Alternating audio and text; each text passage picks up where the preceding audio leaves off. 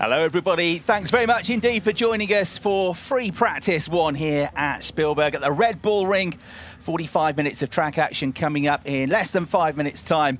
The first activity of the race weekend, at least for the DTM cars, but they were out here testing and have already run lots of laps, most of the teams, in a pre-event test. As you can see, having been used to raging hot temperatures for the last couple of events at the Lausitz Ring and the Saxon Ring, it is very much autumnal here, so there are some sunny spells up there, but there's clouds as well, and there is definitely the threat of rain across the course of the weekend. Today actually looks the better of the 3 days, if the forecast is to be believed. If we get away without any rain on Saturday and Sunday, it might be a minor miracle, but that could throw another curveball into what's already been a fascinating season of the championship. There is the look then at the start-finish line. Our commentary box is just on the grandstand to the left there, overlooking the start-finish line, and still preparing things to make it as neat and tidy as possible, cutting the grass here at Spielberg, this wonderful facility, which of course has been through various transformations over the years. Founded as a circuit initially back in the late 1960s, the Österreich Ring, but then Dietrich Mateschitz bought the circuit in 2011. Seems not as long ago as that, but it's already 12 years ago, and transformed the facility into this world-class racetrack and race venue that we have now. It is a wonderful setting, perhaps the prettiest backdrop in all of European racing, certainly one of the world's most prettiest backdrops. We're here in the Styrian Mountains in Austria. It is a glorious drive in from Vienna, which is the nearest big city. That's about 200 kilometres away, so about an hour and 3/4 drive from the airport to get here. We didn't enjoy the views because we arrived last night in the dark, but most of the time when you drive here in the daytime, it's a wonderful hills, mountains around, sort of place that looks great in the summer, the spring, the autumn and the winter. But we've got racing to be done here, and the championship getting into crunch time now, because we've just got 2 race meetings to go, 2 races here in Austria, and then in a few weeks time we head to Hockenheim for what is almost certainly going to be the championship decider. Technically, it could be over at the end of this weekend, but it's unlikely. We've got still plenty of contenders in the championship. Mathematically, the top 10 can still win the title, but Mirko Bortolotti certainly put his stamp on the championship lead, getting back into the championship lead on the Sunday of our last visit, and that was at the Saxon Ring 2 weeks ago, taking the lead away from this man, the local hero, one of the local heroes, one of the Austrian drivers in the field. Thomas Preining, 5th in his first season in DTM last year, but he would have been higher had he not been unluckily involved in that huge crash we had at Hockenheim the final weekend of the season. So he's 2nd in the championship. That man you're looking at, Riccardo Feller, 3rd in the championship. 31 points adrift of Mirko Bortolotti. Lucas Auer had a bad weekend after what had been a really good run for him in the championship. The team, admittedly, by their own admission, got the setup wrong at the Saxon Ring. By the time they'd changed the setup on Sunday, they were always chasing things. Lucas Auer was not happy with his performance. The car was difficult to drive. He had accident damage. Qualifying was really the issue for them. And his championship charge came off the rails a bit, but he's still in the mix in 6th place. Clement Schmidt, another of the local heroes, the Austrian driver, very unlucky not to get his first podium in the DTM at Lausitz Ring a couple of meetings ago. He'll be gunning for glory here in the Grasser Racing Team Lamborghini. And Sheldon van der Linde, well, he's got to close the gap this weekend. He's 60 points adrift. At the end of this weekend, there will only be 56 points still to go in the championship, still available for the championship contenders. So he has got to close the gap this weekend. But it does look like it might be a positive weekend for BMWs. There's the standings then. 9 points is all that separates Mirko Bortolotti and Thomas Preining. Get 3 points for pole position in qualifying on Saturday and on Sunday. And, of course, you get all the points for the races as well, 25 maximum in each of the races. So 56 points available this weekend, 56 at Hockenheim. And there you can see Sheldon van der Linde, Lucas Stoltz, who's charged up to 5th after a terrific weekend, getting his 2nd DTM win last time out at Saxon Ring and getting on the podium in the 2nd race. He has moved up to 5th in the championship, and Lucas Auer 6th. But they are 3 drivers that have got to close the gap to Mirko Bortolotti this weekend as the engines fire up. The cars as one are released out into the pit lane. out onto the circuit, and 45 minutes of free practice action gets underway here. Two really important sessions today to get the drivers, the cars, the teams all set up for the race weekend ahead. A massive weekend. Each weekend gets more and more important, but this could be an absolutely critical one, will be an absolutely critical one for the championship. So my name's Chris Hartley. I'm up here in the commentary box, as I said, overlooking the pit lane. We're pretty much directly opposite the garage of Schubert Motorsports. I can see Rennie Rast poking his nose out. We're right on top of the start-finish straight, which carries tremendous speed up towards the uphill run into turn one. And alongside me in the commentary box, as ever, to talk you through the action, it is a good morning to Brian Oliver. Good morning, Chris. Great to be here in the Styrian Mountains, as you already mentioned. A critical weekend in terms of the championship, as we see the cars getting out on track at the moment for this, the first of two free practice sessions today. And as you already mentioned, critical for Sheldon van der Linde in that car there, the BMW. A track that traditionally favours the BMW. It's a circuit that, because of its altitude, favours the turbocharged cars, and with the long straight as well, as we come out of turn 10 in towards turn 1, the turbocharged cars do get something of an advantage, and Sheldon van der Linde wanting to be cashing in on that because he needs those points very urgently, doesn't he? Yeah, it's a good point you make about the altitude. The circuit's 700 metres above sea level, so the air is thinner than normal, and that doesn't work so well for normally aspirated cars. Better for turbocharged cars, which are BMW and also the Ferraris. And Ferrari had a win here last year with Nick Cassidy, so even though their drivers are not involved in the championship fights, certainly wouldn't rule out Thierry Vermeulen, who's been getting better and better as the season's gone on. His best result so far of the year at the Sachsenring with a top 5 finish. Would definitely not rule out Jack Aitken.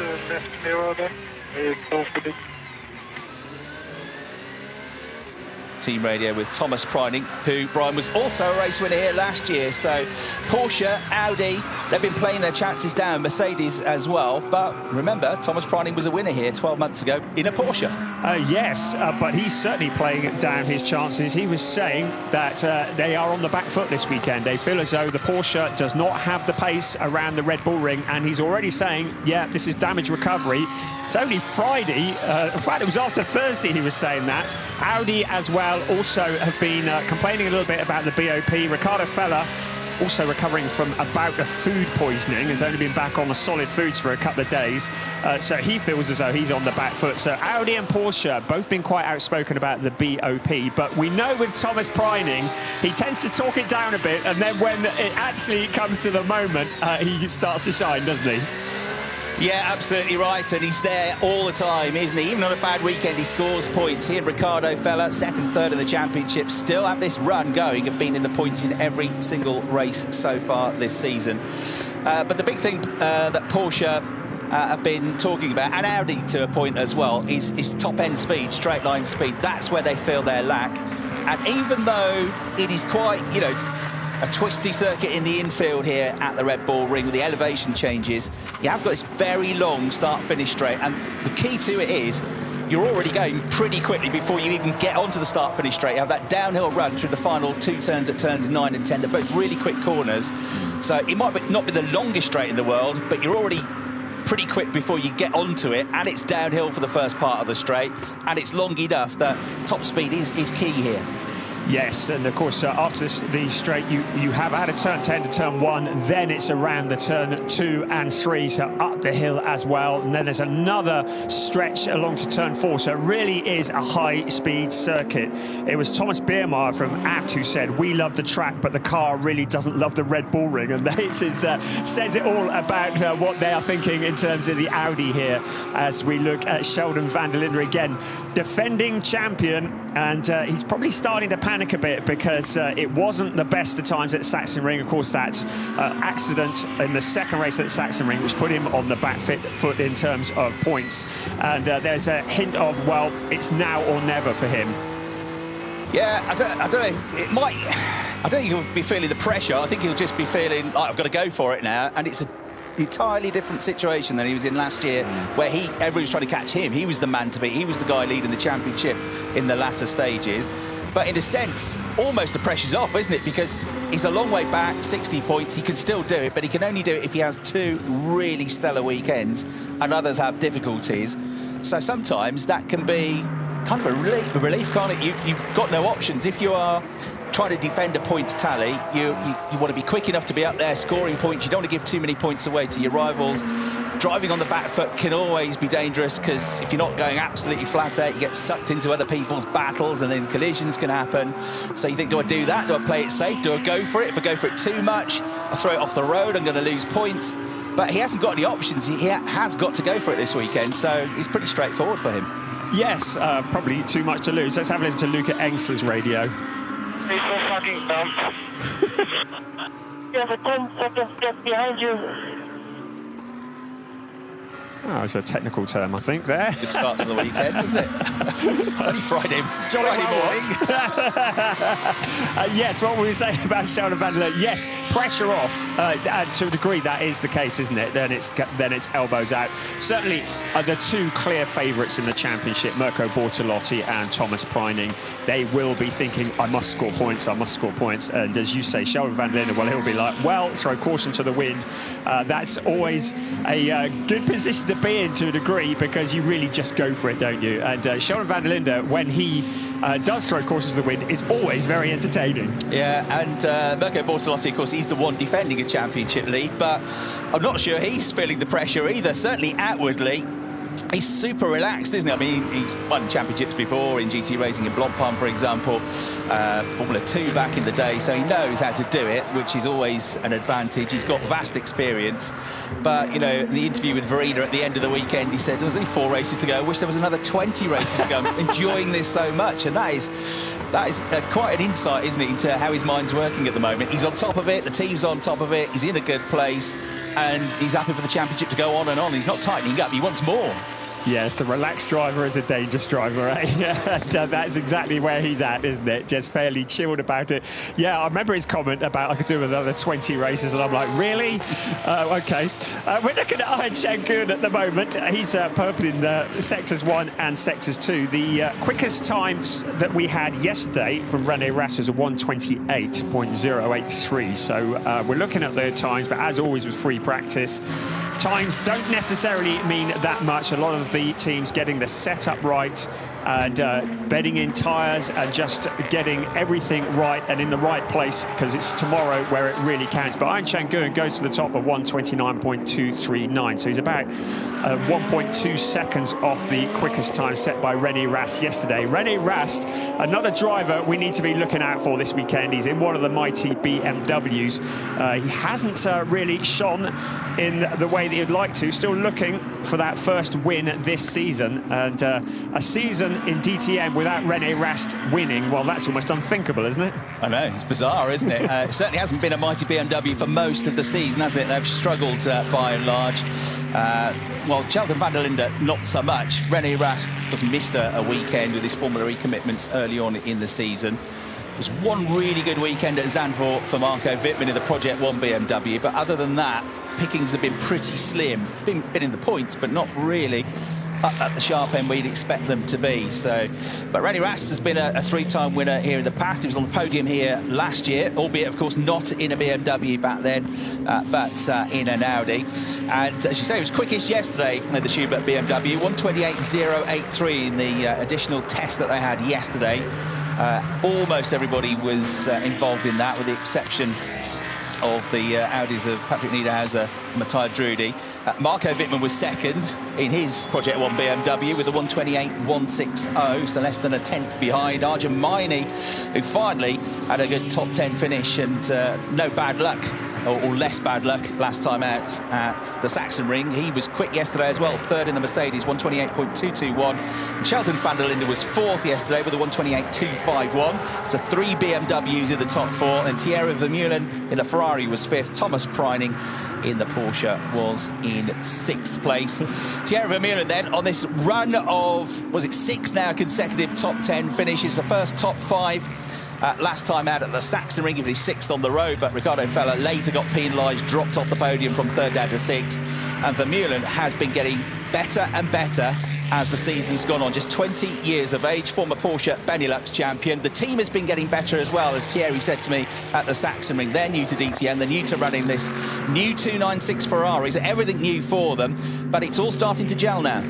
Yes, weren't they looking good at the Sachsenring as well? Certainly all coming together as Jack Aitken goes to the top of the timesheets. And if it wasn't for bad luck, he wouldn't have any luck at all. Jack Aitken, because he has certainly deserved podiums that he hasn't had. Look at them out of the final turn. Now you can see the bollards there on the right-hand side. Oh, squeeze in, Rene. Those bollards have been placed there on the instruction of Sven Stopper, the race director. It's a clear indication of track limits, and my prediction is that the words track and limits will be mentioned many, many times this weekend. It always is at the Red Bull Ring, and especially at a turn 10. Track limits are absolutely critical here. We had so many violations last year in GT Masters. We were watching the GT Masters free practice this morning, and there was a screen full of track limit violations there as well.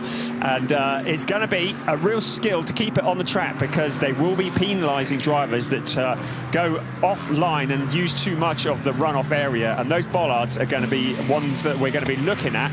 Bet they don't last the entire weekend. Normally get wiped out within the first few laps of a race. Yeah, it's when they're going fully over the curbs, like that downhill run. So it's easy to do because you're trying to get your foot in, you're trying to go as quickly as you can onto the start-finish line, get on the throttle, stay on the throttle, but the back end of the car goes light, the front goes heavy. The back end can then send you out wide and all over the curbs. So turns 9 and 10 are the two main areas where they get track limits done, but also at turn 1 as well. There's the man of the moment then, up to 5th in the championship. He was quickest a while ago, but he's second now because Lauren Heinrich about 30 seconds ago went to the top of the times. But Lucas Stoltz on a real charge. If he can have another weekend like the one he had at the Sachsenring, don't rule him out of the championship fight either. Stealth-like, he's come up the side and come into this championship fight. Sheldon van der Linde on the best lap that he's had so far, and the very best first sector, 22.389 seconds. Sector 1 is very short though. It only takes in turns 1 and 2. Turn 2 is not really a corner, it's a flat-out kink on the way up to the right-handed turn 3 at the top of the hill, but nonetheless, it's a good start to the lap. Sector 2 is much longer, and fastest in Sector 2 has gone Lauren Heinrich so far with the 39.4. It's a 39.4, the best middle sector by Lauren Heinrich, and the third sector that takes in all the way to turn 7. Turn 7, 8, 9 and 10 is the final sector. And that's around about 26, 27 seconds at the moment. So Sheldon van der Linde 7th place at the moment, but Jack Aitken back to the top of the times as he was about 2 minutes ago with the 1:29.038 in the Ferrari. Ayrton Guwen's gone second quickest as well. The Porsche 1:29.141. He's 40 thousandths quicker than Lauren Heinrich, who's third in his Porsche, and Lucas Stoltz in the Mercedes down to 4th place now. Thierry Vermeulen, another Ferrari going well in 5th. René Rast is the best BMW in 6th. Sheldon van der Linde we've just seen 7th. Here then is René Rast, quickest yesterday, the 3-time champion, having his, dare I say, worst season so far in the DTM. Either wins or finishes in the top 3 normally at the championship, but that's not been the case this year. But everything new with his new team, his new manufacturer this season, missing around. The stars have not aligned, but do not rule René Rast out this weekend. He too could be a real threat because he's not worried about championship points. He just wants to go out and get a race win. And if he can get a pole position this weekend, we've been saying this for a while now, if he get a pole position, that will move him to the top of the all-time list, ahead of the great Bernd Schneider of the most poles ever in the DTM. Here's Maro Engel. Brian, that's somebody else who had a rotter of a weekend at the Sachsenring, didn't he? I don't think anybody had a worse weekend than Maro Engel 2 weeks ago. No, that was a shocker, wasn't it? And it's meant he's had 3 non-classified races in a row, both the races at Sachsenring and also the second race at the Lausitzring. So he's really looking to turn things around this weekend. Of course, that car was driven by Raffaele Marciello to the championship in GT Masters last year, the yellow Mamba. Maro Engel, a very, very useful pilot indeed, but he'll be looking for great things. Looking there at turn 10 again. Does he keep it inside? Yes, he does. We've had 3 track limit infringements already. That's Clemens Schmid, René Rast, and newcomer to DTM, Andrea Caldarelli. Yeah, Andrea Caldarelli, we've not seen him yet, but he is with Grasser Racing for this weekend and the final weekend at Hockenheim. So there are different co-drivers, and Maximilian Powell, of course, winning in fantastic fashion at the Nürburgring when he came in for a couple of weekends. That was his debut with the team, and they didn't manage to have a driver to partner Clement Schmidt last time out, so down to a single car, but they're back to 2 cars now. When we see it, you'll see it, the number 19 car, because it is gold and black in livery. And yeah, it's Andrea Caldarelli who's come in, the Italian, with a wealth of single-seater and GT experience, actually, but most recently racing in the GT World Challenge America. He's won that title for the last 2 years, but he started out, the Italian, back in Formula Renault, Italian F3, he raced in GP3 for a season as well, to pretty good effect. So Iangen Guwen's back into the top of the times now. He's the first driver to get into the 128s as well, with a 128.919. Iangen said, finally got on the podium. I don't want to say I've had bad luck, but things have stopped us getting there. Now we've got one. Hopefully the floodgates will open and we'll get more and more and more podiums. Then what happens on day 2 at Sachsenring? Into dramas, into retirement, and the highs and lows of motorsport. But generally, the pattern is an upward curve for the Turkish driver. So he's top of the times. Jack Aitken and Thierry Vermeulen, the Ferrari, 2nd and 3rd. A reminder that they are turbocharged V6 engines, so turbocharged engines for the BMWs and the Ferraris, which work better at high altitude. Jack Aitken's done a personal best first sector as well. It's his birthday tomorrow, so he'll be hoping to celebrate with a podium, if not a race victory. Thierry Vermeulen, his teammate, to the top of the time zone. 128.837 by 82 thousandths of a second. He goes quickest. A face full of dust for Jack Aitken as he tries to top his teammate here. It's quite interesting, this, Brian, because often free practice one, we don't see a great deal of the Ferraris, but they've been busy today, haven't they? That's for sure. Well, I think it's a weekend where they're expecting to get a good points haul with their turbocharged Ferraris, and I think they're not trying hard at any other weekend, but I think they're really on the money this weekend, and they're really eager to get out the blocks quickly. Finding the limits of the track, we just see, look how wide he goes into turn 1. But you can see the dust being, geez, out in the car park almost. You can see the dust being picked up as we came around some of the corners. This is always what we see in free practice. The drivers exploring how far can you push, how hard can you go. Latest to go into the track infringements is, oh, Kelsebrys, is Jack Aitken. We saw him going wide in turn 1, and track limit infringement at turn 1. If he does that during qualifying, that'll be a lap that is discounted. Also, Yusuf Vega has joined the naughty list as well. But this session, all about finding the limits of the track, the limits of the car, seeing how far you can push it. That's exactly what they're doing at the moment. Definitely pushing it, yeah, absolutely right. Maro Engel on his best lap of the session so far. It's a good one, 128.9 for Maro. As Brian said, 3 consecutive retirements, having finished in the points in the first 9 races of the season. He's got turned around twice in the opening stages of each race last time out at the Sachsenring. Thomas Preining has improved up to 7th place. I look at the timing screen here in the commentary box, and I look down, and I go down, I keep going down. I get down to the second half, and finally I find an Audi back in 16th place. It's the best of the Audis, Luca Engstler.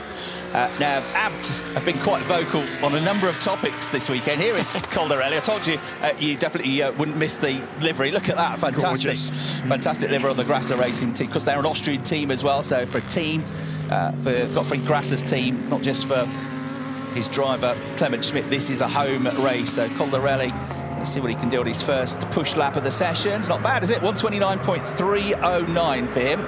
So good effort for him.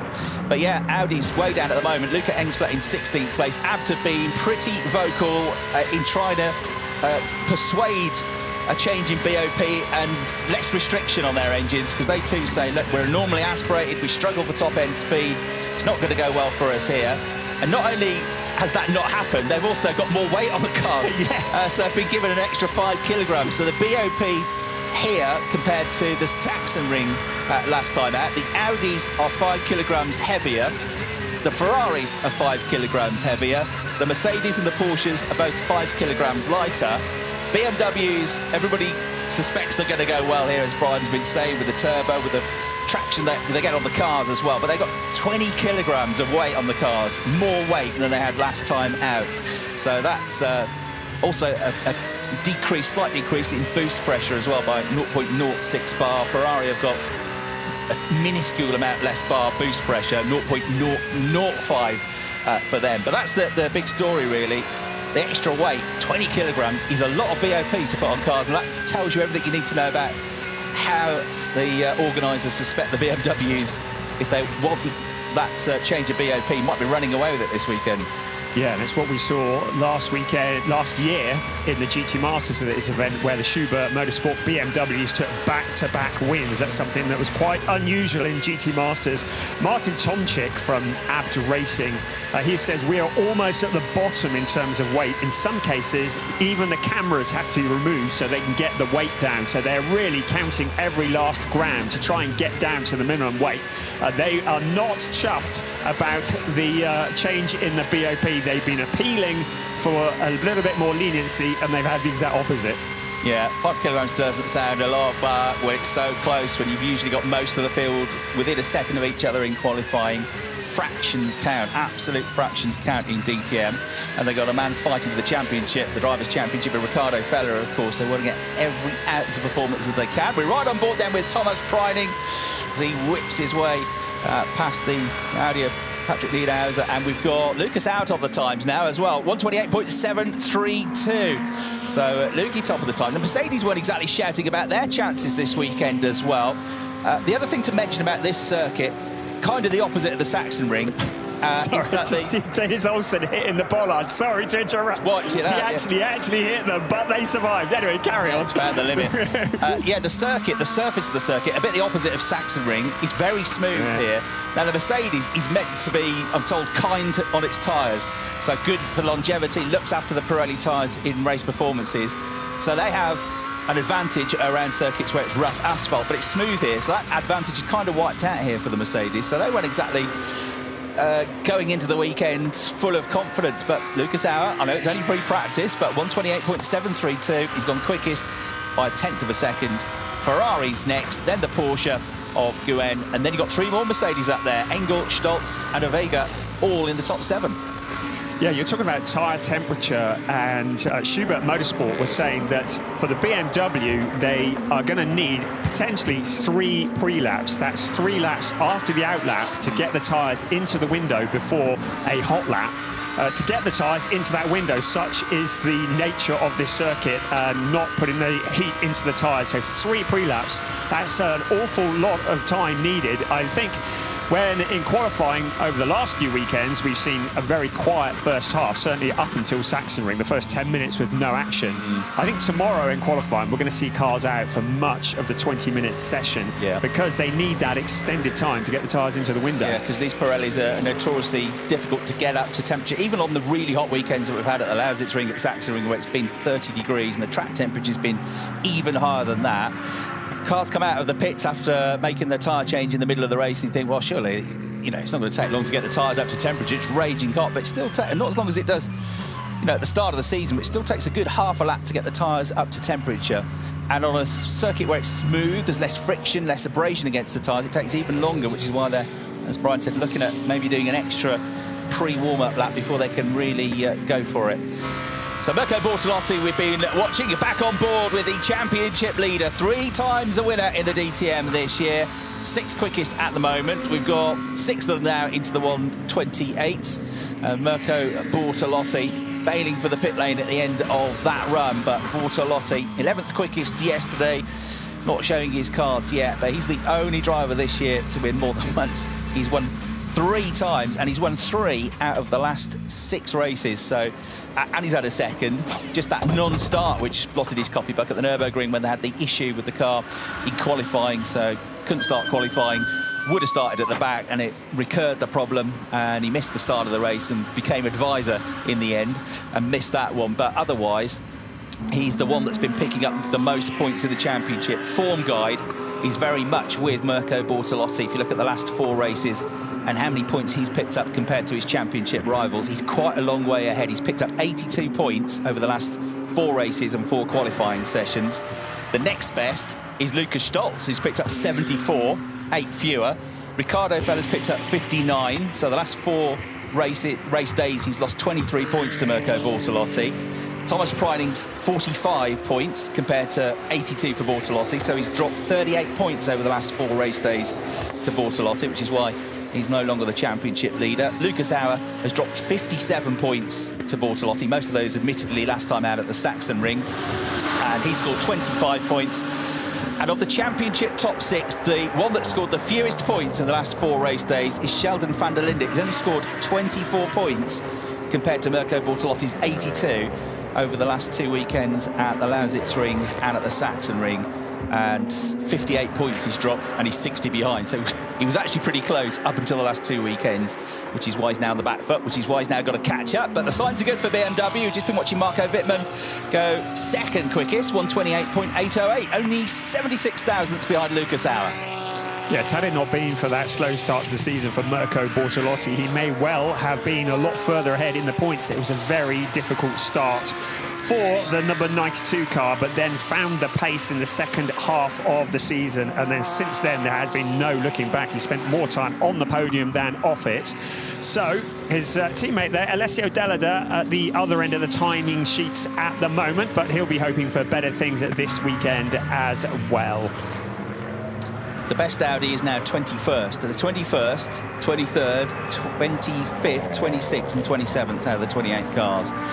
Not ideal, so they're struggling, albeit it's pretty close. I mean, David Schumacher is 24th at the moment. He's 0.9 seconds adrift of the fastest time of the session, set by Lucas Auer, another his teammate in the Mercedes. So Marco Wittmann up to second with that 128.808. He's yet to pick up a race win this season, yet to pick up a podium this season. He had 2 good top 5 finishes at Zandvoort, all looked good, but of course, new team. In terms of DTM, Project One, hugely experienced team, but not within DTM. Marco, of course, a long-term stalwart with BMW, assigned to help develop them as a little bit wide there. Goes Alessio Delida. That was a back wheel into the gravel trap, snapped away from him, but he recovered it. But he's finding the limits as well as Sheldon van der Linde bails for the pits. I've counted 13 track limit infringements so far in this session. You got a lot of fingers for the rest of the weekend. Yeah, really. Yes, I think the drivers will have a fair few fingers as well if they keep getting those. So yes, wrapped knuckles. I think. Track limits continuing, but I think that's what we expect from free practice. It's finding the limit. There, the bollards back end hanging out, drift it round the corner. It's a wild ride for Alessio Delida, and he stays out for another lap. You go on the curb, but you can't bore 4 wheels beyond the curb, and that's what they are continuously doing at turns 9 and 10. But you know, you've got to explore the limits, but they don't want to be doing this in qualifying in the race. These qualifying lap times taken away, time penalties in the race. It could have a big effect. In terms of the top 10 runners, most of them are in the pits at the moment. You've only got Marco Wittmann, second quickest, who we're watching now, out on track. But everybody else in the top 10 is currently in the pits, as you can see from the graphic to the left of your picture. There's 17 minutes to go. Marco Wittmann, 2-time DTM champion, comes through. It's another good lap, but a 128.9 this time, a 10th slower than his best. Still a decent lap, though, that would have put him in the top 5. Rennie Rast heading into the pits as well. He's dropped down the order to 16th place at the moment. So you've got Marco Wittmann up there in the BMW, but Sheldon van der Linde 13th. Let's say how the tires are coming in. So do you plan for 2 or 3 warm-up laps? We're not going to get the answer to that one, are we?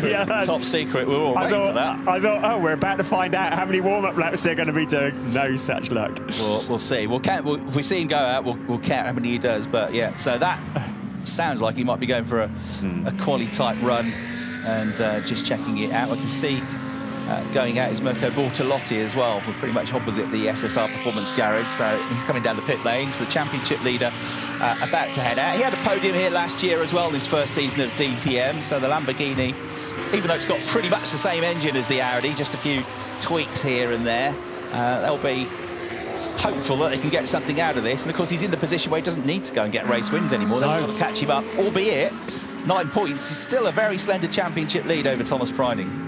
Yeah, but finishing is critical. A DNF will turn that upside down in an instant, so getting to the end is very important. Riding on board with Ricardo Feller in the Audi, still looking for the pace. You can see blue sky. The sun has come out, although it is absolutely Baltic compared to Sachsenring. I mean, a mere 15.8 degrees centigrade.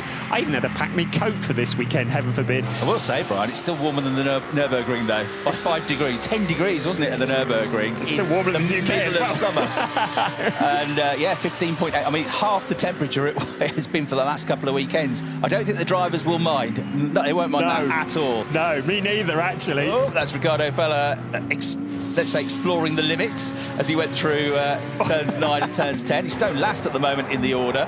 If he'll keep that lap or not, but he comes through and still building up the pace, Ricardo Feller. We had this shot last weekend, didn't we? Or the last weekend we were racing, not last weekend, but at the Sachsenring, looking straight into the eyes of Ricardo Feller. Always amazes me, Brian, how relaxed they always look in these cars.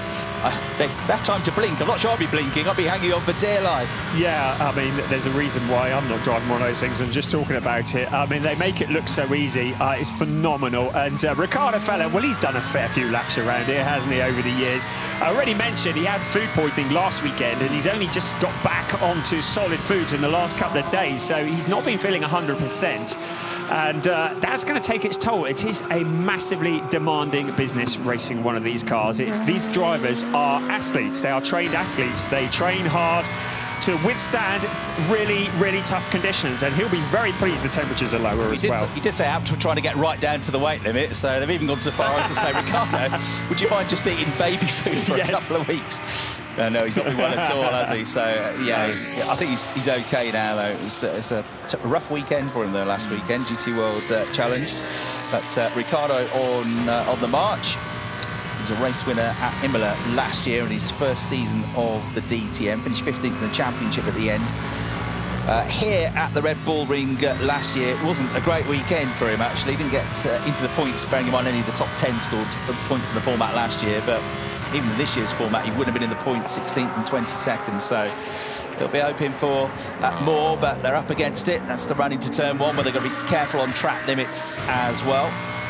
Right on board with him then as he climbs up through into turn 2, which is flat out. You almost forget it's a corner, actually. That's the end of the first intermediate then as he goes through there, building up the speed into turn 3 now, right at the top of the hill. Brake, turn right, nick the curb on the inside. So lots of runoff here. What we'll see undoubtedly in the race is cars going 3 abreast on the exit to that corner and using the tarmac on the exit. You run at the plateau. This is almost parallel to the start-finish straight now, but a long way up, high altitude, as they head towards turn 4. And here's Mirko Bortolotti's radio. Copy. So same procedure. We're gonna put you back in the garage, and then we do the final bleeds and wait. So in and out. He just went out for a recce lap back in. It was interesting at Sachsenring. We in the second race, he was reporting oil pressure problems in the race, and we were speculating all the way through, is it going to last? Is the car going to let go? Is there a problem? Well, it turns out it was just a faulty sensor and there wasn't an oil pressure problem at all. But we never did actually get to the bottom of that on the weekend. So pleased to report, certainly for him, that there wasn't an issue on that weekend and it was just a faulty sensor which was giving us that oil pressure problem.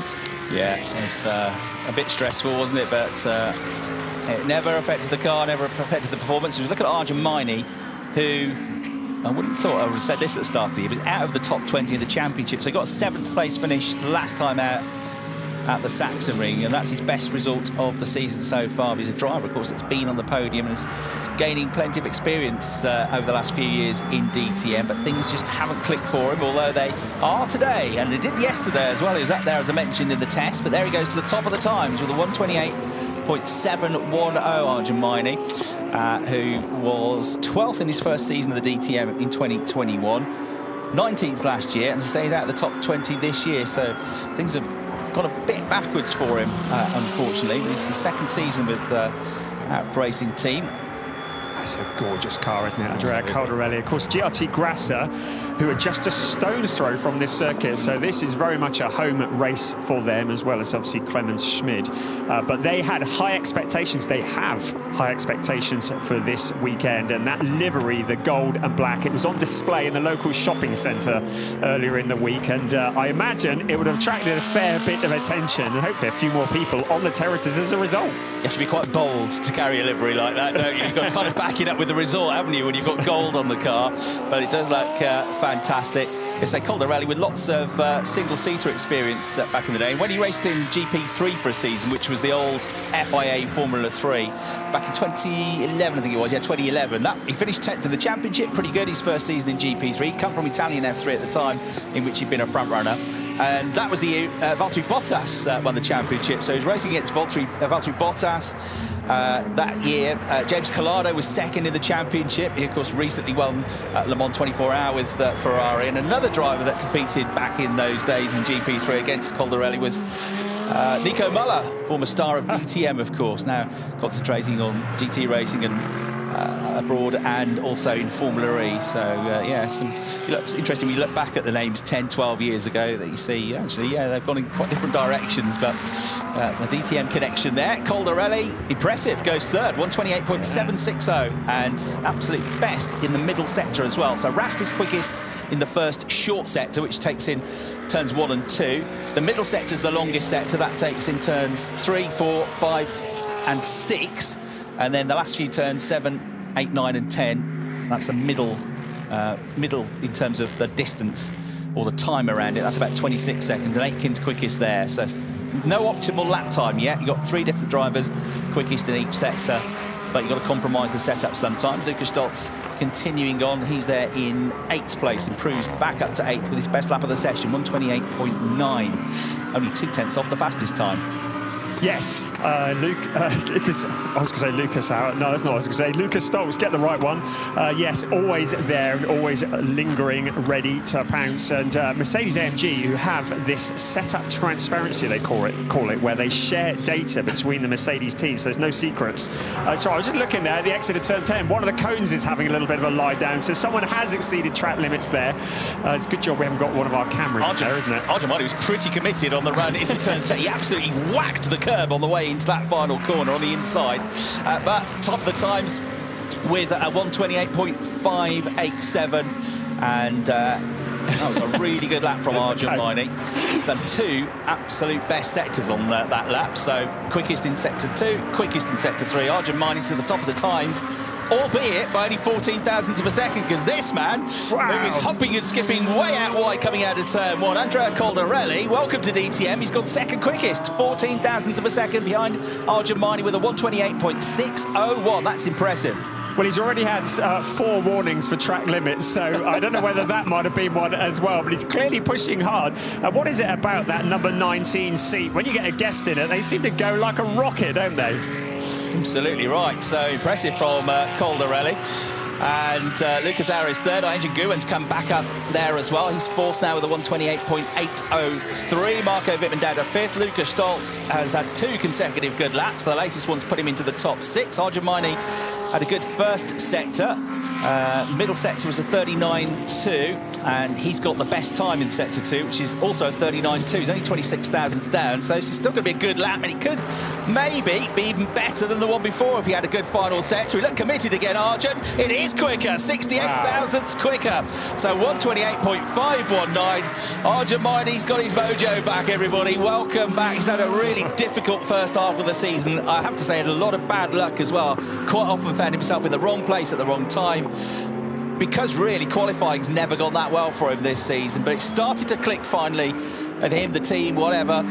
It all worked out. The Saxon Ring with a much better performance, 7th place, and here he is at the top of the times with a 128.519, quickest time that we've had today, and quicker than yesterday by 3/10 as well. Mercedes are looking very strong at the moment. Now, we've seen BOP changes overnight during a DTM weekend more than once this season. I'm looking at it at the moment. Apart from David Schumacher and Alessio Delida, all of the Audis are propping up the bottom of the timing sheets. So I'm wondering whether there might be some announcement there. In fact, David Schumacher has now jumped ahead. So all of the Audis are at the bottom, with the exception of Alessio Delida and the Lamborghini, who's in 28. So I wonder if we are going to see a change, because I don't think they're sandbagging. Backs up their point, doesn't it? Yeah, absolutely. We could do with a bit more flow, a bit less restriction on the engines, and maybe get rid of that 5 kilograms you added onto our cars. But, we've lost another code. Yeah, that's Arjun this time. Yeah, more commitment from Arjun. And give me another decent lap, this. Personal best through the first sector. Second sector was not bad. Yeah, so third sector again, he improves. So 128.492. So even though he hasn't quite ever matched that lap in the middle sector from 3 laps ago, he's got very close to it, and he's got a better through the final turn, or the final couple of turns. So he's a 10th up now in Caldarelli. Lucas Stoltz, he's being Lucas Stoltz, and you know, we're not seeing him do it. He's creeping up there, but he's gone third quickest now with a 128.704. Make a good burglar, wouldn't he, Lucas Stoltz? You'd never see him coming. Yes. He had such a good setup at the Sachsenring, and it was set up because he was so far ahead of some of the other Mercedes AMGs. I was mentioning it a few moments ago, not very well. Thomas Jaeger was saying that they have set up transparency amongst all the Mercedes AMG cars. All the setups from all the Mercedes are shared on an internal server, so there's no secrets. But the team, HRT team, have a little system to get the tyres into the window quicker. Very complex tyre analysis system. They have a display on the dashboard in the car, so they can actually get the tyres into the window at the right time and hold it there. It's very, very interesting reading up on what HRT have been doing. Yeah, it was interesting at the Sachsenring, wasn't it? You had Lucas Stoltz, absolutely brilliant, getting a win, getting second, getting his first ever pole in DTM. But he really was the only Mercedes up there, wasn't he? All the other Mercedes were struggling except for Luca, and by their own admission, Winwood said, look, we just went the wrong way on setup, it was our fault, and then the car was mishandling, qualifying put us in a bad place, then Lucas Sauer got clipped in the opening encounters of lap 1, so he's carrying a bit of damage, he made a couple of mistakes. It's just so many things seem to go wrong for them. When they figured out with that data sharing, probably, look, we need to change the setup direction on Sunday. You're already on the back foot, you're already behind, aren't you? So they never really recovered.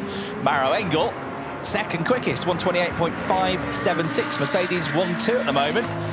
Caldarelli in the Lamborghini third. Guen, best Porsche in fourth. Stoltz, another Mercedes up there. But Yusufa Vega's gone to the top of the times now. Another Mercedes, a Mercedes 1-2-3, 128.481. This is not following the script at all. I know it's only free practice, but Mercedes were playing down their chances yesterday. But look good today, though. I was wondering if a Vega was going to lose that, because he's got a track limit infringement at turn 10 that flashed up at about the same time he crossed the line. But he is at the top at the moment, but so many track limit infringements keep popping up on our screen. In fact, 83 also. That's Patrick Niederhauser. And Andrea Caldarelli, well, he's had more track limit infringements than the rest of them all added together. So he's definitely pushing hard. But Vega still at the top of the timing sheet. So I think that he's kept that lap. But he's clearly pushing hard. You can see the purple bar at the bottom of the graphic indicating he's the quickest of anybody in Sector 1 at 22.290 in Sector 1. So clearly dialed in and pushing hard. Yeah, this is the key sector, though. Sector 2, which is a good one, 39.274. It's only half a tenth down on the absolute best middle sector, which now belongs to Lauren Heinrich. So it's a good lap, this, from Yusufa Vega. His best result of the season, his first season at DTM, is still that very first weekend at Oschersleben, where he got an 8th place finish. His best qualifying is 7th at Zandvoort. But this bodes well for tomorrow. It could all change, of course, on Saturday, and often does. But this is good stuff from Yusufa Vega, and he goes a 10th quicker than he had previously. So that is impressive. 128.345 seconds. That's now a 10th and a half quicker than the next best driver, which is another Mercedes, Arjun Maini. And unseen, Mirko Bortolotti went out just now and went third quickest with a 128.572. 4 thousandths quicker than Mauro Engel in 4th place from Pereira. SSR Performance teammate to Bortolotti has also put a good lap in off the back of his 3rd podium of the season, which he then inherited in race 2 at Sachsenring after Ricardo Feller was given a post-race penalty. So he's gone 5th quickest now from Pereira. Had a difficult couple of rounds, didn't he? But he did have a good weekend at Sachsenring, the French driver, and he'll be a useful ally, I think, for Mirko Bortolotti in these final 2 weekends of the season. Yes, absolutely. Although I understand they're not on each other's Christmas card list, he could still play a very pivotal role in that. Lauren Heinrich has been, that's Tim Heinemann, but Lauren Heinrich has been just very quick in the background there, and he's been putting in the times. There's Tim Heinemann as well. We've been watching Yusufa Vega, and on several occasions he's exceeded track limits, so he's had another one on turn 1, and Marvin Dienst on turn 10. I don't think they're cancelling the laps even when they have a track limit infringement, because the times are remaining on the timing screen. But tomorrow it will be a very different ball game in qualifying, because if they exceed track limits in qualifying, they'll lose that lap. It's not going to be as good, this one from Vega. He backed off in the middle sector, even though he got the absolute best first sector. But of course, he remains at the top of the times from previously. Argemini 2nd quickest now in the pits. Bortolotti still out there 3rd. Engel 4th is in the pits. Pereira 5th. Then Caldarelli 6th in the pits. 7th Guen in the pits. Stotz is 8th. Heinemann is 9th. Auer is 10th. René Rast 11th. David Schumacher's just come up to 12th. Marco Wittmann's in the pits. He's 13th. Lauren Heinrich 14th. And then look at this, Thierry Vermeulen 15th. Jack Aitken 16th. About 15 minutes ago, they were the top 2, weren't they? Right up there, but others have improved. They haven't. Only half a second adrift, but they've interestingly dropped quite a long way down the order as we follow the progress of René Rast on his latest lap. Out wide he goes. Almost at the last remaining cone. Yeah, I think it's fair to say he kept his foot in there. Yeah, I hope they got some spare cones. Over the line he goes. Checkered flag comes out. This is his best lap of the session. 8th place for René Rast if he keeps the lap, that is. So, yeah, I think well, we've got a screen full of track limits infringements, and actually more of them are at turn 1 than normal. It's usually the 3rd most, it's the 3rd culprit normally behind turns 9 and 10, but it's actually more at turn 1 than we've seen at turns 9 and 10. This is the Bortolotti mirror shot we've enjoyed all season so far. Looking in the mirrors, that's what we'll be hoping everybody is in this weekend. Bortolotti at the moment 3rd quickest, 22.4 through the first sector. He might have backed it off though, as he's not absolutely flying. So 6/10 down at the moment. Checkered flag out. Vega's taken it. Jack Aitken has just taken it. He's gone 4th, Jack Aitken. So right at the end of the session, Aitken says, hang on a minute, I'm not having this. I should be up there. And he goes with a 128.537 to 4th place, Jack Aitken. Thierry Vermeulen just crossed the line as well, but didn't improve. Sorry, Lucas Stokes just suddenly changed his mind about coming into the pits and ducked back out for another go. I was about to say Emil Frey Racing have a habit of playing their cards close to the chest in FB1, but Jack Aitken's not having any of that, as you say, so up into P4. So as you were, Jack Aitken fans, he's still up there at the top somewhere. Yeah, looking good for the Ferraris. You never know on Friday. You never know what everybody's doing, but generally, if somebody's not having a good Friday, it doesn't tend to transform on a Saturday, does it? So we'll see. Here we go. Here we go. This is where he bailed out on it. I'm not sure why. A bit indecisive, no. He did cross the white line, so he needs to be careful there, because there are some quite strict rules about entry and exit to the pit lanes, and ducking out like that might be perceived to be creating a hazard. But anyway, no harm done. He continues on his way.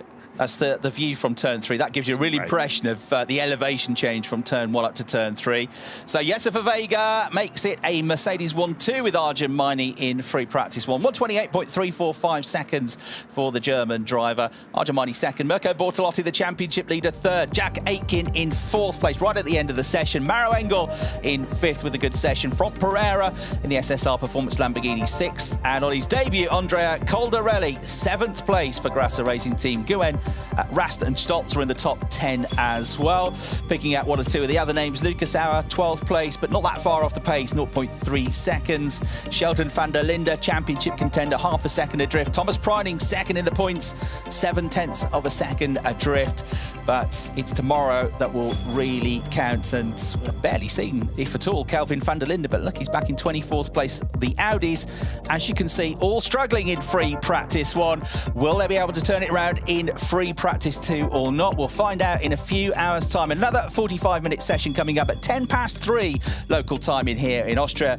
We'll be on air 5 minutes before that at 3 to talk you through free practice 2. That's it, though, from the Red Bull Ring for now, from Brian Oliver and me, Chris Hartley. Thanks for watching. We'll talk to you again later on. Bye for now.